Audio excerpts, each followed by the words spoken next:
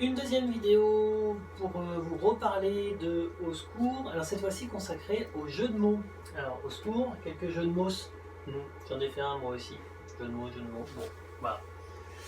Alors je vous avais demandé mardi de retrouver les nombreux jeux de mots qui composent ce livre, donc vous en avez trouvé pas mal, notamment Au secours, forcément Au secours, pour les jeux de mots. Amouel, ça c'est la blanchisseuse au tout début quand elle part. Je sais pas si vous allez bien le voir, elle dit Amouel, au secours. Amouel, en fait, c'est pour dire à moi, au secours. Et pourquoi la moelle? Parce que la moelle, c'est la partie intérieure des os. Rappelez-vous, quand on avait fait la leçon sur le squelette, la moelle, c'est toute la partie creuse que vous trouvez à l'intérieur des os. Donc, à moelle, voilà. Vous en aviez plein d'autres. Vous aviez os beef, ostéopathe, molos. Il y en avait certaines qui étaient un peu cachées aussi dans le décor. Je pense à la dernière ici, chapos. Regardez, c'est ici, c'est le magasin de chapeaux, donc ça fait chapos, voilà. Il y en avait une autre un petit peu plus loin, la scène où on a le lapin agile. Et si on regarde en arrière-plan, là il y a un magasin qui s'appelle Au Père au nez. Voilà, Au Père au nez. Et le père au nez, c'est un os, donc Au Père au nez. Voilà, plusieurs blagues qui étaient dans le livre. Certaines faisaient référence à des personnages bien connus, donc Sherlock notamment le détective. Donc Sherlock c'est Sherlock Holmes. Dont on avait déjà parlé, ce détective de fiction. Alors je dis de fiction parce qu'en fait c'est un personnage qui n'a pas réellement existé, c'est un personnage qui a été inventé par un auteur anglais qui s'appelle Sir Arthur Conan Doyle. Il a inventé ce personnage de détective qui, grâce à son sens de l'observation incroyable, arrive à résoudre toutes les enquêtes. À une époque où on n'avait pas encore les empreintes, on n'avait pas encore l'ADN, on n'avait pas les ordinateurs. Donc voilà, c'était toute une série de romans policiers qui à chaque fois sont résolus grâce à sa formidable capacité de déduction. Voilà. Et donc ce fameux Sherlock a été adapté de maintes et maintes fois au cinéma. Vous avez peut-être vu un dessin animé qui s'appelle Sherlock Holmes, un Disney qui s'appelle Basil de Baker Street, et après vous avez eu plusieurs adaptations au cinéma ou sous forme de série. Celle-ci n'est pas très vieille. Sherlock Holmes, à chaque fois dans les livres, il est accompagné par un fidèle complice qui s'appelle le docteur Watson. Donc dans le livre, on le reconnaît sous le nom de Watsos, pour avoir toujours son nom. Et donc en fait, il y a une réplique qui est très très connue. C'est à chaque fois, Sherlock dit à Watson, élémentaire mon cher Watson. Au sens, mais pourtant c'est simple mon cher Watson. Forcément, parce que même si Watson est un homme intelligent, il n'a rien à voir comparé à son ami Sherlock Holmes. Donc à chaque fois, il lui dit, élémentaire mon cher Watson. D'où la dictée flash qui était la dictée élémentaire. Et dans une des aventures, cette fois-ci, je vous en avais parlé à un moment de l'année où on avait fait des dictées flash dessus, le chien des Baskerville, donc c'est une des aventures de Sherlock, avec l'ombre du chien ici. Vous savez, avec cette légende d'une famille qui serait damnée pour l'éternité à cause de ce chien. Et en fait, on le reprend puisque vers la fin de l'histoire, il nous dit sans son Fidos, le bon Fidos de Baskerville. Mais en fait, Fidos, surnom des chiens, mais de Baskerville parce que ça fait référence à cette aventure de Sherlock Holmes. Je continue.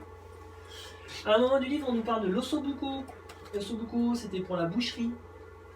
La boucherie ici, comme ça, voilà. L'ossobuco garni, en fait, ossobuco. Alors, osso, forcément, il y a os toujours. Mais l'ossobuco, c'est un plat italien dans lequel on mange du bœuf.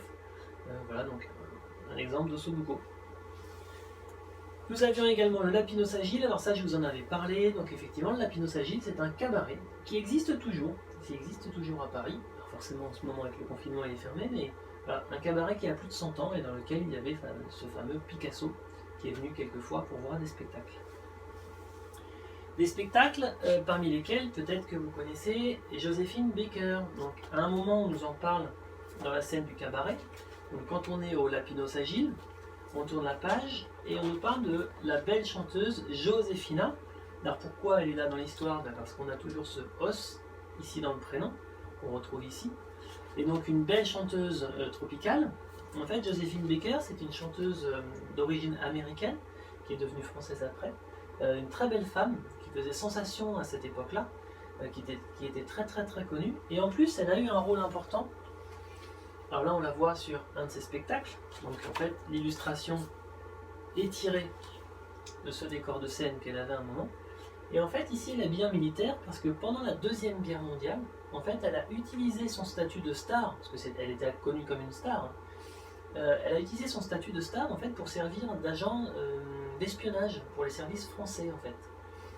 Comme elle était très connue, elle était accueillie dans beaucoup de cercles un peu privés, et en fait, elle utilisait le fait de pouvoir s'introduire dans ces soirées-là pour récolter des informations pour le gouvernement français contre l'occupant allemand. Voilà, Joséphine Baker. On continue, on nous parle d'un orchestre. Dans le livre, c'est Los Machucombos. Ça existe en vrai, sauf qu'en vrai, c'est Los Machucombos. Voilà, alors n'hésitez pas, si vous avez envie d'aller sur YouTube, regarder une de leurs chansons. On nous parle également du Nouvel Os.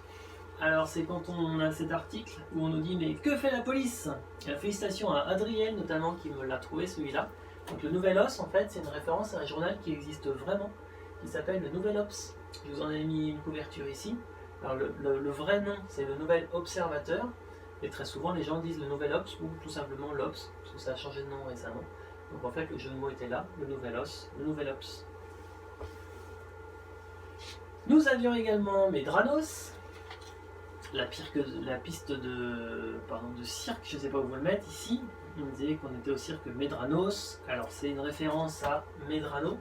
Alors peut-être que vous avez déjà vu ce type d'affiche. En fait, il faut savoir que Medrano, c'était un clown du 19e siècle, un clown espagnol, qui était si célèbre qu'il a rendu très populaire ce métier de clown, en fait, qui n'était pas si connu avant.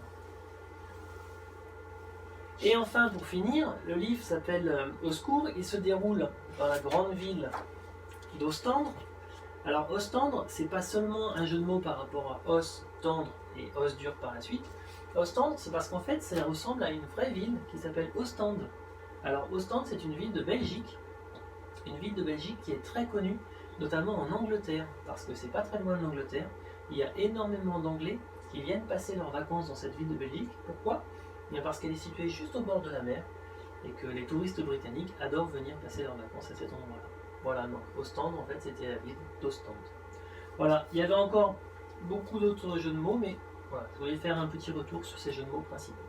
Je vous retrouve dans quelques instants pour la troisième et dernière vidéo qui concerne Au secours.